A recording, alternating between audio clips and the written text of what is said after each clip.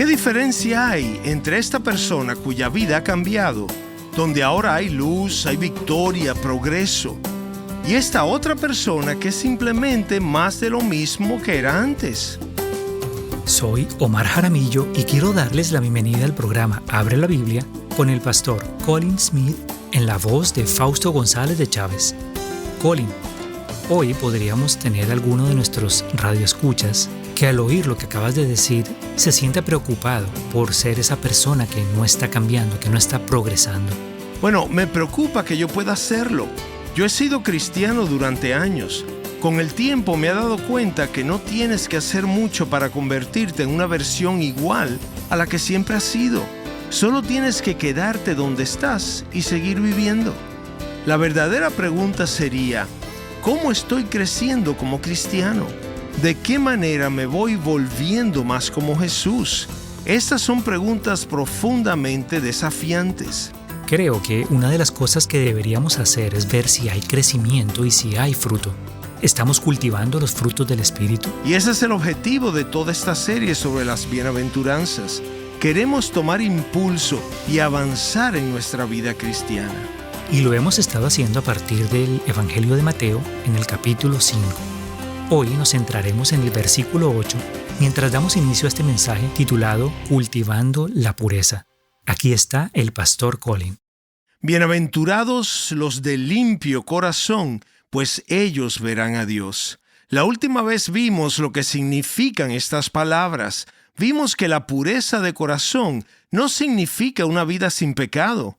Muchos nos han dicho que les resultó muy útil saber que la pureza de corazón no significa una vida sin pecado. Y esa es una buena noticia, porque los cristianos en este mundo son pecadores en proceso de recuperación hasta que seamos trasladados a la presencia de Jesús. Por supuesto que debe haber crecimiento, que debe haber progreso, pero nunca hay perfección en este lado de la gloria. Si decimos que no tenemos pecado, nos engañamos a nosotros mismos y la verdad no está en nosotros. ¿Qué significa entonces la pureza de corazón? Ya vimos que significa dos cosas. Primero, un corazón puro. Es un corazón no dividido. La pureza de corazón es querer una sola cosa. Un corazón puro es un corazón único, enfocado. Es lo contrario de un corazón dividido. Esto se refleja en las palabras del apóstol Pablo. No es que ya lo haya alcanzado o que ya haya llegado a ser perfecto, sino que sigo adelante a fin de poder alcanzar aquello para lo cual también fui alcanzado por Cristo Jesús. Así que un corazón puro es un corazón sin divisiones. Y segundo, un corazón puro es un corazón limpio. Vimos que cuando Jesucristo se convierte en tuyo y tú te conviertes en suyo, a través de este vínculo de unión santa que se sella con la fe, tres maravillosos dones se convierten en tuyos, en tu posesión. Esos son la justificación, el perdón y la purificación. La justificación, que es una cuestión legal en la que en Cristo Dios retira todos los cargos en tu contra. Esa es una seguridad de salvación.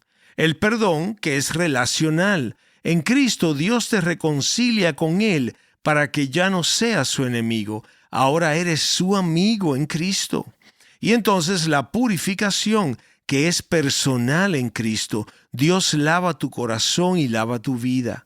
También hemos visto ya que esta sexta bienaventuranza se refiere obviamente a este asunto de la purificación.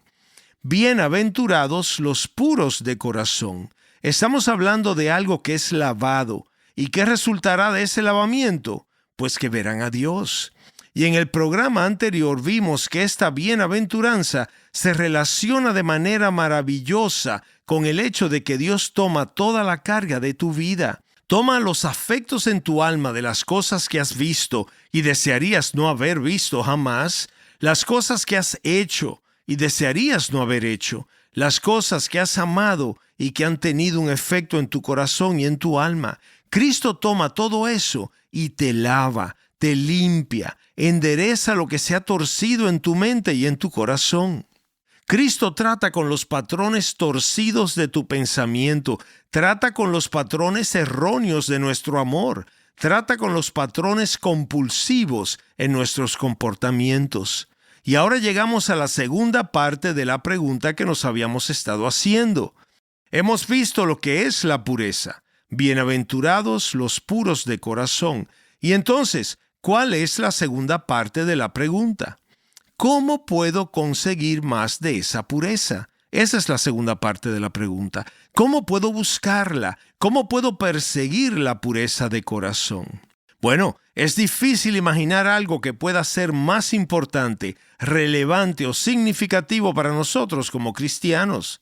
Y hoy te voy a ofrecer 2 observaciones y 7 estrategias. La primera de las 2 observaciones: recordarte que la pureza surge de la búsqueda de las primeras 4 bienaventuranzas. Recordemos que hemos visto que hay un patrón de raíces, vida y fruto en las bienaventuranzas. Las raíces y la vida la vimos en las primeras 4 bienaventuranzas. ¿Cuáles son? Bueno, ser pobres de espíritu, reconocer nuestra propia necesidad ante Dios y llorar por nuestros pecados. La mansedumbre, que como vimos tiene que ver con la sumisión a Dios. El hambre y la sed de justicia, que se deriva de las 3 primeras. Estas 4 primeras bienaventuranzas son las raíces y la vida de la piedad. Y de ellas surgen las 3 siguientes, que hemos escrito como el fruto maravilloso. ¿Y cuáles son? La misericordia, bienaventurados los misericordiosos. La pureza, bienaventurados los de corazón puro. Y entonces, la paz, bienaventurados los pacificadores. Así que las primeras 4 bienaventuranzas son los medios por los que buscamos las últimas 3. Y hemos insistido mucho a lo largo de esta serie en que no podemos empezar por el medio de las bienaventuranzas. No se puede empezar simplemente diciendo, bueno, ahora quiero buscar la pureza. ¿Cómo puedo conseguirla? ¿Cómo encontrarla? Alguien me preguntó de manera muy genuina, ¿qué pasa si no estás motivado a buscar la pureza? ¿Qué pasa si sabes que hay cosas en tu vida que no son puras, pero las amas demasiado y simplemente no las quieres dejar ir? Bueno, esa es una gran pregunta y honesta. Pues si ese es tu caso, pues vuelves a la segunda bienaventuranza. Se trata de lamentar tu pecado, ver lo que está costando, ver lo que le está costando a los demás que te rodean, ver lo que le costó a Cristo. Pero ¿cómo llego a la segunda bienaventuranza? Pues llegas a ella desde la primera bienaventuranza, desde el primer aro. Consiste en darte cuenta de tu propia necesidad y de tu condición y del problema de tu corazón, que no está motivado en la presencia de Dios. Pero ¿qué hago cuando me encuentro en una situación en la que amo algo que sé que no debería estar amando, pero no estoy listo para dejarlo ir? Bueno, bienaventurados los que tienen hambre y sed de justicia. ¿Cómo llegas a la cuarta bienaventuranza? Desde la tercera, por supuesto. ¿Y cuál es esa? Someterme a Dios. Bienaventurados los mansos. Ahora, mi punto aquí es muy simple y es acumulativo a lo largo de toda la serie. No puedes perseguir una virtud de manera aislada. La vida cristiana es una vida completa y cada una de estas bienaventuranzas surge de todo lo que ha sucedido en conjunto. El carácter de cada una persigue y surge de la búsqueda de las que la precedieron. Por eso la descripción de esta serie es impulso para avanzar en la vida cristiana. Por eso cuando uno cae y dice, bueno, ¿pero por qué me volvió a suceder esto? Simplemente vuelves al principio y empiezas a balancearte de nuevo y sigues adelante. Esa es la vida cristiana. La segunda observación de las 2 que te dije que tenía para ti es simplemente esta y es muy importante. Dios nos llama como cristianos a ser proactivos en la búsqueda de la pureza. Es muy importante que tengas esto bien claro. Así que permíteme llamar tu atención al lenguaje que utiliza la Biblia en relación a la pureza de corazón. Es muy proactivo en cuanto al llamado que Dios nos hace como creyentes. Te daré algunos ejemplos. Mira Santiago 4:8.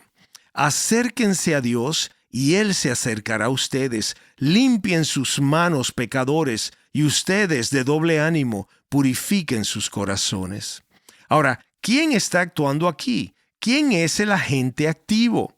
Dios dice, purifiquen sus corazones. Él nos está llamando a hacer algo. Nos está llamando a participar de manera activa. Hay algo que debemos hacer de manera intencional. Vemos también en 2 Corintios 7:1. Dirigiéndose a los creyentes, Pablo dice, por tanto, amados, teniendo estas promesas, limpiémonos de toda inmundicia de la carne y del espíritu, perfeccionando la santidad en el temor de Dios. Una vez más, fíjate en quién está actuando aquí. Somos nosotros. Tenemos que hacer algo. Purifiquémonos. Ese es el lenguaje de las Escrituras cuando se trata de la búsqueda de la pureza de corazón, y es coherente. Mira también en 1 de Pedro 1:22. Quizás no lo hayas notado antes y lo pasaste por alto. Es muy importante para la búsqueda de la vida cristiana. Pedro dice, puesto que en obediencia a la verdad, ustedes han purificado sus almas. La Biblia nunca habla de que los cristianos se justifiquen a sí mismos. ¿Cómo podríamos hacerlo? La única vez que se da algo así es en el caso del joven rico que trató de justificarse a sí mismo y, por supuesto, descubrió que no podía. Nunca se puede hacer eso, pero la Biblia sí habla de purificarnos constantemente, una y otra vez, de limpiarnos. Hay algo que nos toca hacer. 1 de Juan 3:3. Aquí está el último de los ejemplos, aunque podríamos darte muchos más, pero dice, y todo el que tiene esta esperanza puesta en Él, se purifica, así como Él es puro. Fíjate de nuevo, eso es algo en lo que el cristiano está activamente comprometido. Me pregunto si esto es algo en lo que habías pensado. ¿Tienes en mente que la búsqueda de la pureza es algo a lo que Dios te llama a estar activamente comprometido? Eso es de gran importancia y es una distinción vital que hay que aclarar. El lenguaje de la Biblia es siempre pasivo para nosotros en lo que respecta a nuestra justificación, pero es consistentemente activo en lo que respecta a nuestra santificación. Cuando se trata de nuestra reconciliación con Dios, solo podemos mirar a Jesucristo para hacerlo. Tenemos que decir, no traigo nada en mis manos, simplemente me aferro a tu cruz. Esa es la justificación. Pero la santificación es diferente. Buscamos a Jesucristo para que nos haga santos. Y podría citar muchos pasajes de las Escrituras al respecto, pero la búsqueda de la santidad es algo en lo que el cristiano siempre está llamado a participar activamente. Y para resumir este punto citaré al obispo J.C. Riley, quien dice lo siguiente: en la justificación, nuestras propias obras no tienen ningún lugar, y lo único que se necesita es la fe en Cristo. En la santificación, sin embargo, es decir, en la búsqueda de la santidad, en la búsqueda de la pureza, nuestras obras son de gran importancia. Lo que hagas hace gran diferencia, y Dios nos exhorta a luchar y a velar, a orar y a esforzarnos, a sufrir y a trabajar. Todo eso es lenguaje bíblico sobre la búsqueda de la pureza, el compromiso práctico de un cristiano con respecto al crecimiento en la vida cristiana. Así que cuando se trata de reconciliarse con Dios, me entrego a Cristo. Y Cristo, por su gracia, se convierte en mío y yo me convierto en suyo. Cuando busco avanzar en la vida cristiana, Cristo, quien me ha dado su Espíritu, me llama a participar activamente en la búsqueda de la pureza y de la santidad. Así que entiende esto. Dios te da una responsabilidad a ti y a mí con respecto a nuestro crecimiento en la vida cristiana. Estás escuchando Abre la Biblia con el pastor Colin Smith en un mensaje titulado Cultivando la Pureza, el cual forma parte de nuestra serie amplia titulada Las Bienaventuranzas de Jesús, impulso para avanzar en la vida cristiana. Si te pierdes algún programa de la serie, puedes escucharlo en línea visitando abrelabiblia.org. Muy bien, ahora regresemos al mensaje. De nuevo, aquí está el pastor Colin. Dios nos da a ti y a mí la responsabilidad de crecer en la vida cristiana. Ahora haz una pausa por un momento. Estoy absolutamente convencido de que la confusión sobre este punto es una de las principales razones por las que tantos cristianos nunca parecen progresar mucho en la vida cristiana. Pero te diré algo. Llevo más de 30 años como pastor y he visto a personas cambiar de manera sorprendente. Personas que en gran medida se han librado del peso y las cargas de su pasado. Han aprendido a controlar su lengua afilada, su espíritu temeroso y su vida egocéntrica. Pero por otro lado, he visto a lo largo de muchos años que hay otras personas que, a pesar de profesar su fe en Cristo, parecen avanzar muy poco y siguen siendo prácticamente igual a las que eran antes. Y lo que sucede con el paso del tiempo es que permanecen como una versión muy similar a la que siempre han sido. No parece cambiar nada realmente. Y yo me pregunto, ¿qué diferencia hay entre esta persona cuya vida ha cambiado, donde ahora hay luz, hay victoria y progreso, y esa otra persona que es simplemente una versión similar a la que ha sido siempre? Yo estoy absolutamente convencido que la clave de la diferencia se encuentra en poner en práctica 7 estrategias que quiero compartir contigo hoy. Hay cosas que debemos hacer y entre más las hagamos, más avanzaremos. Y cuando menos las practiquemos, más permaneceremos en una versión similar de lo que siempre hemos sido. De manera que te voy a dar 7 estrategias que puedes implementar para promover la pureza de corazón. Aquí vamos, prepárate. Primera estrategia, creer. Eso es algo que debes hacer. Estoy en Santiago 1, versículos 6 y 7. La práctica de confiar en Jesucristo para que te cambie. Muchas personas que profesan ser cristianos simplemente no creen que Jesucristo sea capaz de lidiar con el bagaje de sus vidas. Sienten y suelen decir que las tentaciones son demasiado fuertes, que sus fracasos son muchos, que sus heridas son demasiado profundas, que su propia falta de cambio ha persistido durante mucho tiempo y que realmente todo eso está más allá del alcance de Cristo. Y yo les digo que si en lo más profundo de su corazón no creen que Jesucristo es capaz de cambiarlos, de limpiarlos, pues entonces, en ese momento, no están ejerciendo la fe en Cristo. Y no estoy diciendo que no sean cristianos. Recuerden que Jesús les dijo a sus propios discípulos, ¿dónde está su fe? No estaba diciendo que no fueran sus discípulos, eran sus discípulos, pero no estaban ejerciendo la fe. Y por eso se encontraron en tantas dificultades y por eso avanzaban tan poco. Y es posible profesar fe en Jesucristo y sin embargo no ejercer la fe en el poder de Jesucristo para cambiarnos. Santiago señala que cuando acudimos a Dios para pedirle algo, debemos hacerlo en fe.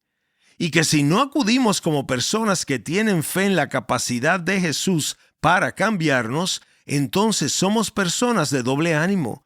Y una persona de doble ánimo no recibirá nada del Señor, como vemos aquí en Santiago. Quizás por eso hay tan poco progreso, porque en lo más profundo de tu corazón no sientes realmente que Cristo pueda cambiarte. No tienes una visión de la persona en la que Él puede convertirte y por tanto no hay una búsqueda activa en tu vida. Así que te sugiero en primer lugar que creas, porque el progreso en la vida cristiana comienza con creer que Jesucristo es capaz de purificarte. Así que a todas las personas que están sufriendo con algún tipo de desesperación y sienten que los hábitos de su mente están demasiado arraigados y las inclinaciones de su corazón son demasiado profundas y el poder de sus deseos es demasiado fuerte, quiero decirles, miren a Jesucristo el Salvador. Él ha purificado a otras personas y ha hecho una diferencia extraordinaria en la vida de otros. Entonces, ¿por qué no en la tuya? ¿Por qué no ejerces un poco de fe? Dices que crees en Él. ¿Por qué no tienes un poco de fe en Él para que te cambie? Y entonces comienzas a pedirle eso. Esa es entonces la primera estrategia. Creer es algo que se practica. Es una acción. Debes confiar en Cristo para que te cambie. Ahora, segunda estrategia para poner en práctica: confesar. Y eso no significa elegir lo que te parezca mejor a ti. Fíjate, en 1 de Juan 1:9, estoy pensando en la práctica de nombrar tus pecados concretos y oponerte a ellos en tu vida. Y estoy seguro de que conoces bien este versículo. Lo encontramos en 1 de Juan 1:9. Si confesamos nuestros pecados, Él es fiel y justo para perdonar nuestros pecados y para limpiarnos de toda maldad. Ahora, fíjate en que la confesión y la purificación están vinculadas en este versículo. Cuando te propones buscar la pureza y empiezas a ejercer fe en Jesucristo, entonces comienzas a creer que tal vez Él pueda cambiarte. Pero, ¿en qué quieres que te cambie? ¿Contra qué pecados en particular necesitas poner tu mente y tu corazón y pedir su poder para vencerlos? ¿Cuáles son los grandes pecados que acechan en tu corazón y que deben ser perseguidos constantemente cada vez que asoman su cabeza? ¿Es el orgullo? ¿La lujuria? ¿La codicia? ¿La pereza? ¿Son todos esos? ¿Otros más? Si no puedes nombrar o pensar en 2 o 3 pecados específicos contra los que estés luchando activamente en este momento, probablemente eso significa que no estás progresando mucho en tu vida cristiana. ¿Quién gana una batalla sin saber contra qué está luchando? Este es el poder de la confesión. Incorpórala a tu vida para poder llevar tus pecados específicos como parte habitual de tu oración, para identificarlos y poder decir: esto confieso, en esto busco tu purificación y en esto, Señor, pido tu ayuda para vencerlo. Quiero progresar en esto. No quiero ser dentro de 10 años una versión más vieja de mí mismo y seguir luchando con lo mismo que estoy luchando ahora en mi corazón. Quiero avanzar. Y eso es lo que significa la confesión. Y ustedes saben que nuestra principal vocación es confesar ante Dios, pero la Biblia también habla del valor y el poder que tiene el confesar nuestros pecados los unos a los otros. Santiago 5:16 nos los dice: por tanto, confiesen sus pecados unos a otros y oren unos por otros para que sean sanados. Santiago describe aquí un entorno de confianza en el que tienes una relación con alguien en quien confías, a quien respetas, alguien que te ama y con quien realmente puedes abrirte. ¿Cuál es el frente de batalla en tu vida cristiana para que puedan orar contigo, ayudarte y animarte y tú puedas realmente avanzar y no simplemente permanecer igual año tras año? Haz esto si estás luchando por obtener la victoria sobre un pecado o una tentación en tu vida.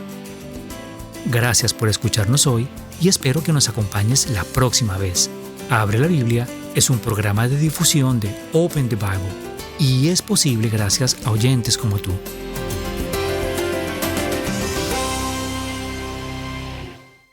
Quizá haya muchas personas que crean que la pureza es algo que se tiene cuando se es joven y que se pierde cuando se cometen errores a lo largo de la vida. Pero en la Biblia, la pureza es algo que se persigue. Soy su presentador, Omar Jaramillo, y en el próximo Abre la Biblia descubriremos cómo buscar la pureza.